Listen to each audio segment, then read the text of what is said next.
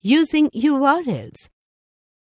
You have learnt in the previous class that every web page has a unique address called a Uniform Resource Locator or URL.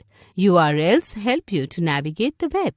When you provide a URL to the browser finds that URL's web page and then transfers the web page to your PC. The content of the web page then appears in the web browser window. You can specify a URL in several ways, but two methods are commonly used. Let us discuss about them. Using address bar. Step 1. Type the URL in the browser's address bar. Step 2. Press the Enter key from the keyboard. Suppose you want to visit the Google. To do this, you can type www.google.com in the address bar and then press Enter key. The home page of Google opens. Using hyperlink. A hyperlink is simply a part of the web page that is linked to a URL.